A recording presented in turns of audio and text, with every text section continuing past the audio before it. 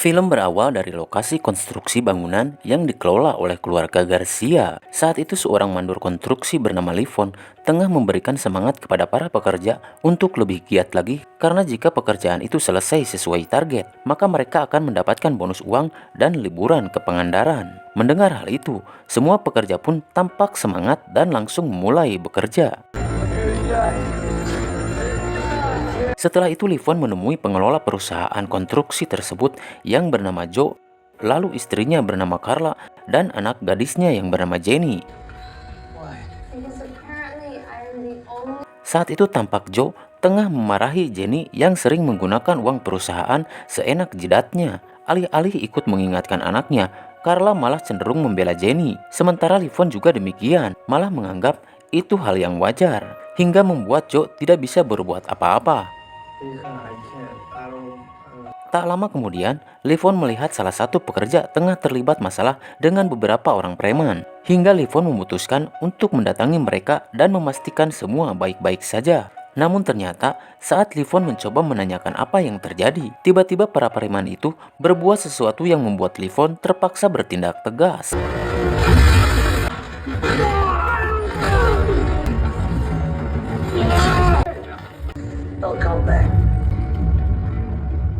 Jenny yang melihat kejadian itu langsung mendatangi Livon dan langsung menegurnya. Dan saat itu terungkap bahwa ternyata Livon adalah mantan anggota marinir hingga tidak terlalu mengejutkan jika Livon mampu mengatasi para preman tersebut. Setelah pulang kerja, Livon menemui anaknya yang bernama Mary yang tinggal bersama kakeknya atau mertuanya Livon yang bernama Dr. Roth. Sejak istrinya Livon meninggal karena bundir, hubungan antara Livon dan Dr. Roth merenggang karena Dr. Roth menganggap bahwa Livon menjadi penyebab anaknya bundir. Meski acap kali Livon mencoba meyakinkan Dr. Roth bahwa anaknya bundir karena depresi. Karena hal itu, Dr. Roth sangat membenci Livon dan tidak mengizinkan Mary untuk tinggal bersama Livon meski Livon adalah ayahnya. Bahkan Dr. Roth berencana untuk mengambil hak asuh atas Mary dengan menyewa seorang pengacara dan membuat laporan palsu bahwa Livon mengidap penyakit trauma pasca perang agar pengadilan menjatuhkan hak asuh pada Dr. Roth. Namun tentu saja Livon tidak tinggal diam dan dia siap memperjuangkan haknya meski harus menguras seluruh uang tabungannya untuk membayar jasa pengacara.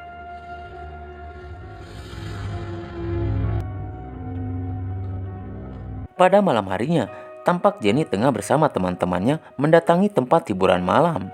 Saat itu Jenny tidak menyangka bahwa hal buruk akan terjadi kepadanya. Karena di klub yang dia datangi bersama teman-temannya, ada dua orang mafia sindikat perdagangan orang yang bernama Pfeiffer dan Artenis yang saat itu tengah mencari korban, dan saat mereka melihat Jenny, mereka langsung memilihnya karena sesuai dengan kriteria pesanan pelanggan mereka. Lalu saat Jenny memesan minuman kepada bartender yang ternyata bagian dari komplotan mereka, saat itu si bartender memberi tanda kepada Pfeiffer dan Artenis bahwa Jenny sudah dalam keadaan mabuk. Dan saat Jenny pergi ke toilet, saat itulah Pfeiffer dan Artenis mulai menjalankan aksinya untuk menculik Jenny.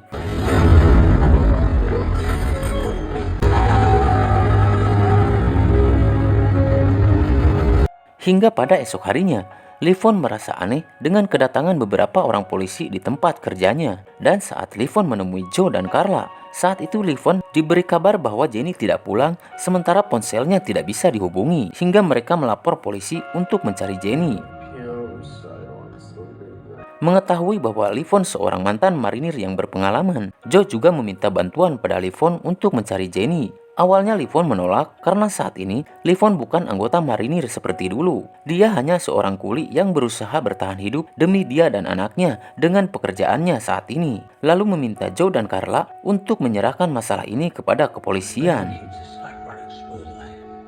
Namun setelah beberapa hari berlalu, Jenny tak kunjung ditemukan, hingga membuat Livon terus memikirkannya. Karena biar bagaimanapun, Livon merasa berhutang budi pada keluarga Garcia yang selama ini memberinya pekerjaan, bahkan sudah memperlakukannya seperti keluarga. Hingga Livon memutuskan untuk membantu Joe dan Carla dan mencari Jenny. Livon berjanji pada Joe dan Carla bahwa dia akan membawa Jenny pulang.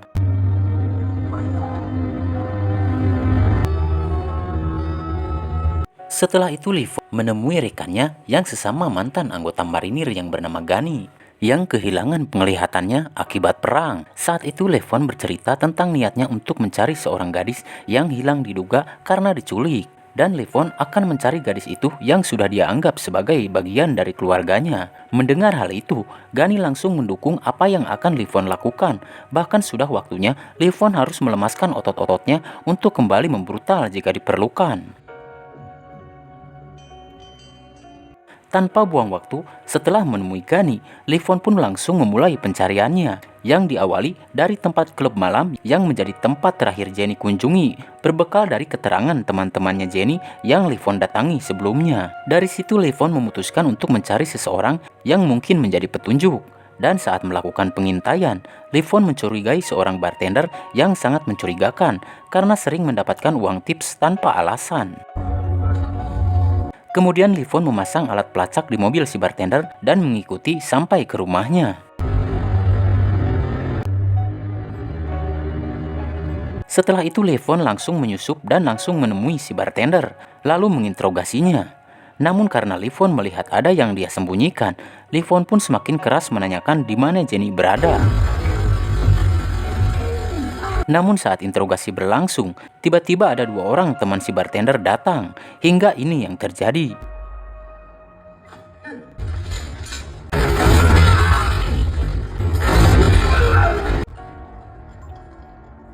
Karena kejadian itu, Levon tidak sempat mendapatkan informasi apa-apa tentang Jenny.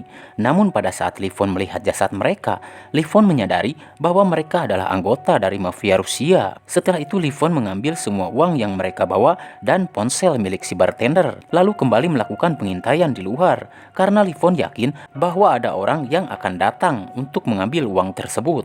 Dan benar saja, pada pagi harinya datang para mafia Rusia yang bernama Asep bersama 2 keponakannya yang bernama Jin dan Jun. Setelah mereka masuk ke rumah si bartender, Asep terkejut karena mendapati bahwa anak buahnya sudah dalam keadaan tidak bernyawa, dan yang paling membuat Asep murka karena dia tidak menemukan uang miliknya.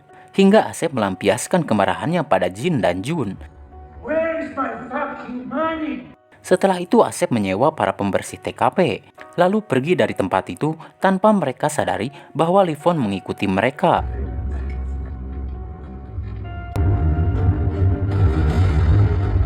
Setelah tiba di markas Asep, saat itu Levon melihat dari kejauhan Asep bertengkar dengan istrinya karena ketahuan selingkuh, hingga istrinya pergi disusul oleh Jin dan Jun.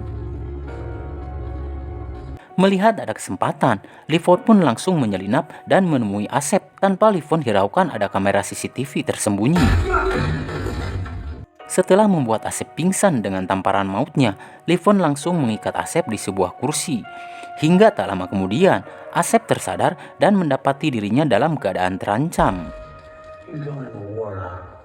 Saat itu Asep mengira bahwa orang yang ada di hadapannya adalah utusan dari musuhnya sesama mafia yang telah merampas uang-uang miliknya. Namun Levon membantahnya.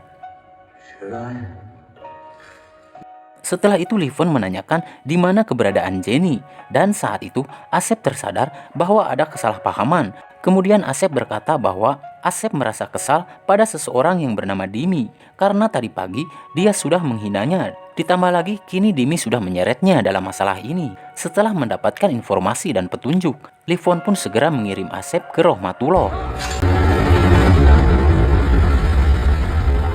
Beberapa lama kemudian setelah Levon pergi, datang kakaknya Asep yang bernama Emon bersama 2 anaknya yaitu Jin dan Jun yang langsung murka setelah mendapati bahwa adiknya sudah tewas. Setelah memeriksa CCTV di tempat tersebut, Emon menemukan sosok Levon yang menjadi pelaku. Kemudian memerintahkan Jin dan Jun untuk mencari dan menghabisi Levon karena dia sudah berani menyulut api kemarahannya. Sementara itu di tempat lain, Levon menghubungi salah satu rekannya yang saat ini bertugas di kepolisian untuk mencari informasi tentang Dimi. Mendengar nama itu, rekannya Levon langsung mengingatkan Levon untuk berhati-hati karena Dimi adalah salah satu petinggi mafia Rusia yang paling berpengaruh di Amerika. Namun saat itu, Levon tidak banyak mendapatkan informasi tentang Dimin. Rekannya Levon hanya menunjuk sebuah bar bernama Etis yang sering dijadikan pertemuan dan mengelola bisnis haram mereka. Tanpa buang waktu, pada malam harinya, Levon mendatangi bar tersebut dengan penampilan seperti mafia agar dapat memancing targetnya. Tak lama kemudian, Livon didatangi oleh seseorang. Kemudian Livon menunjukkan sejumlah uang berpura-pura ingin membeli barang haram dan berbisnis dengan pemilik bar tersebut. Kemudian orang itu mengajak Livon untuk bertemu dengan bosnya yang bernama Dutch. Namun saat itu Dutch merasa curiga dengan Livon yang mengira bahwa Livon adalah anggota dari BNN yang menyamar. Hingga Dutch memutuskan untuk memerintahkan para anak buahnya untuk mengepung Livon hingga ini yang terjadi.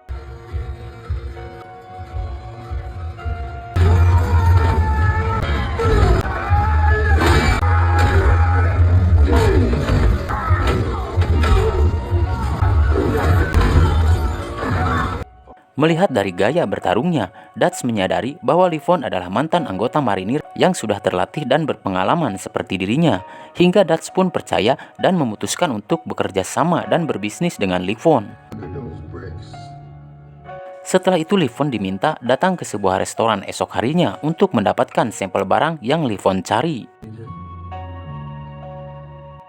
Singkat cerita, Livon pun datang di tempat yang telah ditentukan, yaitu di sebuah restoran. Namun sebelum melakukan transaksi, Livon mendapatkan pemeriksaan yang ketat termasuk identitas Livon yang tentu saja Livon sudah memalsukan identitasnya sebelumnya. Setelah semua diperiksa, tibalah sang bos mengenalkan diri, dia bernama Dini. Mendengar nama itu, Livon yakin bahwa pencariannya sudah berada di tempat yang benar dan tetap bersikap seperti biasa lalu pergi setelah mendapatkan barang haram yang setelah itu Livon membuang barang haram tersebut.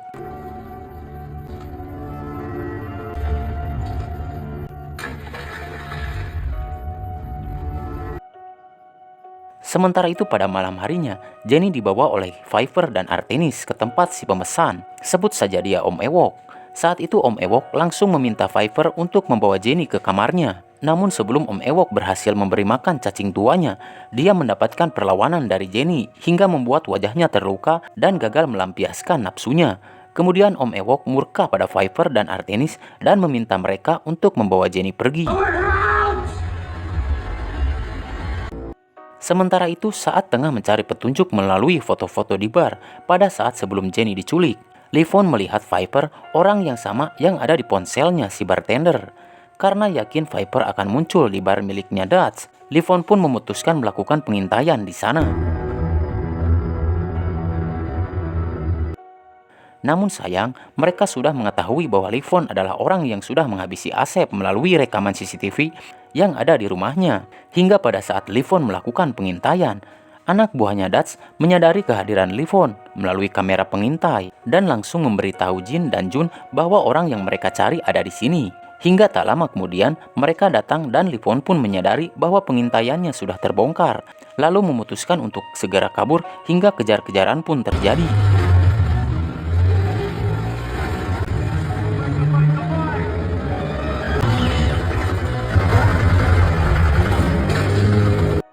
Saat itu Livon berusaha keras untuk menghindari serangan Jin dan Jun dan agar lolos dari kejaran mereka yang dibantu oleh oknum polisi bayaran mereka. Namun pada akhirnya Livon berhasil dikepung dan tertangkap oleh mereka.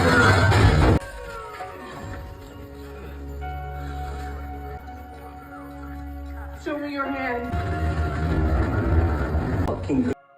Namun di perjalanan, Jin dan Jun tidak tahu bahwa mereka berhadapan dengan orang yang salah. Hingga ini yang terjadi.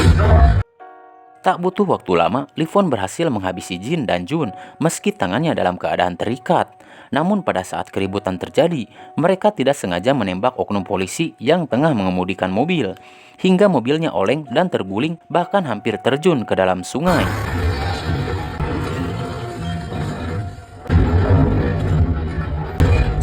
Setelah itu Livon langsung mendorong mobilnya bersama jasad mereka ke dalam sungai.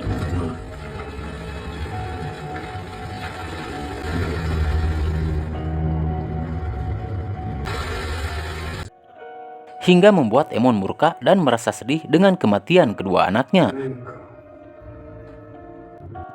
Setelah itu Emon meminta bantuan kepada para petinggi mafia lain untuk memburu Livon dan membalaskan dendamnya.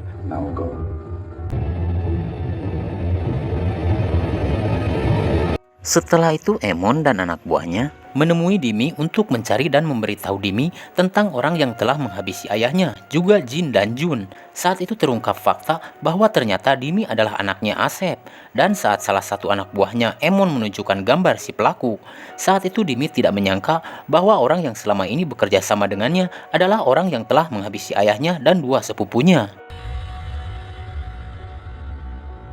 Setelah itu, berbekal foto identitas palsu yang Dimi dapatkan, Emon dan anak buahnya mencari tahu tentang Livon dengan bantuan seorang hacker dan berhasil menemukan informasi bahwa Livon seorang mantan marinir, begitu juga dengan alamatnya. Namun sial bagi Dr. Roth karena alamat Livon masih alamat yang dulu saat masih tinggal bersama Dr. Roth. Hingga para penjahat itu langsung mendatangi rumahnya Dr. Roth. Namun untungnya saat itu Mary masih berada di sekolah hingga Mary selamat dari incaran mereka. Tak lama kemudian, Livon dihubungi pihak sekolah karena sampai lewat jam pulang sekolah, Mary tidak ada yang menjemput. Hingga Livon memutar arah dan langsung menjemput Mary.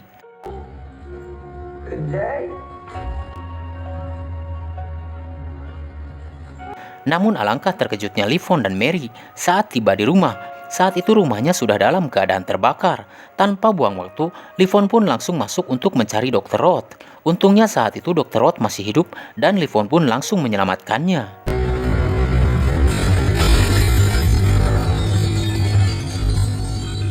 Setelah itu meski Dr. Roth merasa kesal karena kejadian ini akibat dari para penjahat yang mengincar Livon hingga dia ikut jadi sasaran. Namun Dr. Roth tetap berterima kasih pada Livon karena sudah menyelamatkannya. Merasa keadaan sudah bertambah buruk dan keluarganya terancam, Livon pun memutuskan untuk menitipkan Mary pada Gani. Karena hanya itu satu-satunya tempat agar Mary aman. Setelah tiba di sana dan menitipkan Mary, Livon memutuskan untuk segera bertindak dan menyelesaikan masalah ini sebelum keadaan tambah buruk. Mengetahui hal itu, Gani pun membawa Livon ke suatu ruangan yang dimana tempat itu menyimpan semua senjata dan amunisi milik Gani semasa masih menjadi marinir. Meski sedikit usang dan masih jadul, namun menurut Livon itu semua sudah cukup memenuhi apa yang dia butuhkan. Gani juga tidak menyangka bahwa koleksinya yang tadinya untuk kenang-kenangan akan berguna seperti pada saat masa-masa perang dulu bersama Livon. Pada malam harinya, saat Pfeiffer dan Artenis membawa Jenny ke suatu tempat untuk dihabisi, tiba-tiba Om Ewok menghubungi mereka dan menanyakan Jenny karena rupanya Om Ewok masih penasaran ingin membongkar gudang milik Jenny dan memasukkan cacing peliharaannya. Hingga akhirnya Jenny pun dibawa lagi ke tempat Om Ewok lalu diikat di suatu ruangan. Sementara itu Livon bergerak menuju tempat di mana Dimi berada dan langsung melumpuhkan anak buahnya Dimi satu persatu.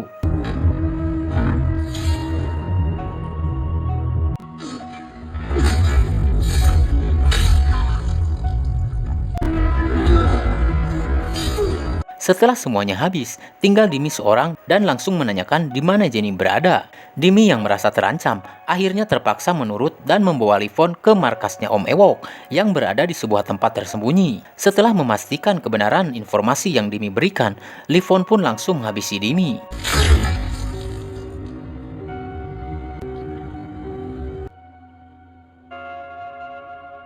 Kemudian bersiap-siap untuk beraksi dengan peralatan yang dia bawa karena yakin tempat itu penuh dengan penjaga. Dan benar saja, setelah memeriksa dengan alat pendeteksi panas, Livon menemukan banyak penjaga yang bersembunyi di atas pohon.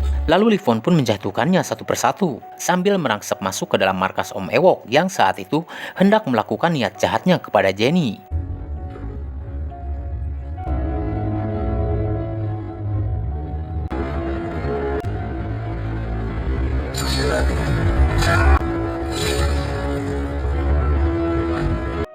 Namun belum sempat Om Ewok menyentuh Jenny, tiba-tiba terdengar suara keributan dari Livon yang tengah membrutal. Hingga membuat Om Ewok, Pfeiffer, dan Artenis terkejut dan bersiap melindungi diri.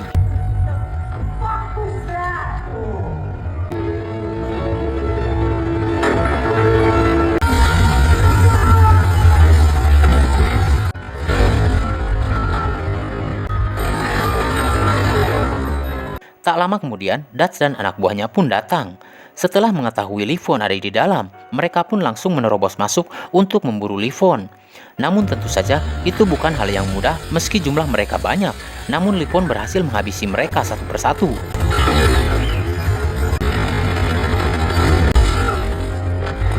Hingga tiba Livon berhadapan langsung dengan Dutch, dan tak butuh waktu lama, Dutch juga tumbang di tangan Livon.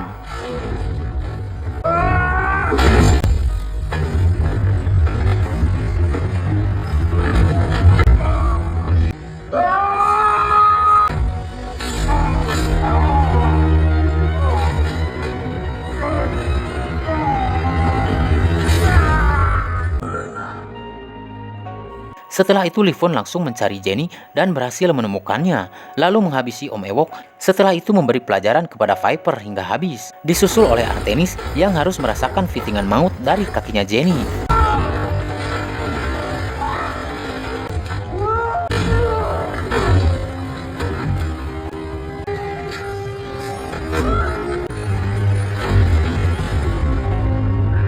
Setelah itu Livon membuka rantai yang mengikat Jenny.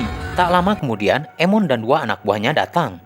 Namun sebelum mereka masuk, datang lagi dua oknum polisi komplotannya Viper dan Artenis. Hingga anak buahnya Emon yang tidak tahu dan merasa mereka akan menghalangi aksinya. Hingga ini yang terjadi.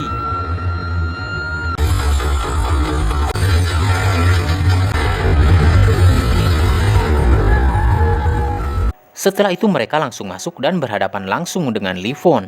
Dan tanpa perlawanan berarti, Livon juga berhasil menghabisi mereka berdua.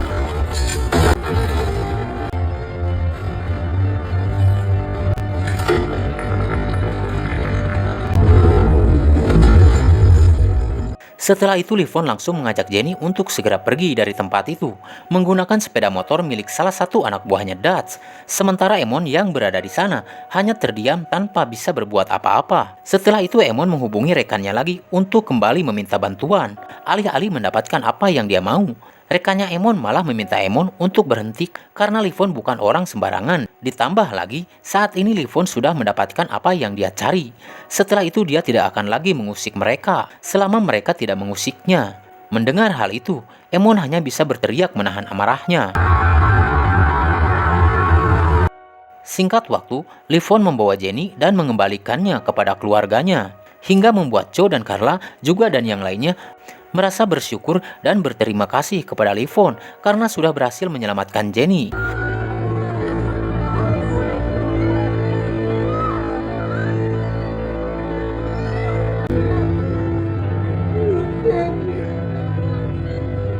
Setelah itu Livon pergi ke tempat Gani untuk menjemput Mary dan film pun tamat.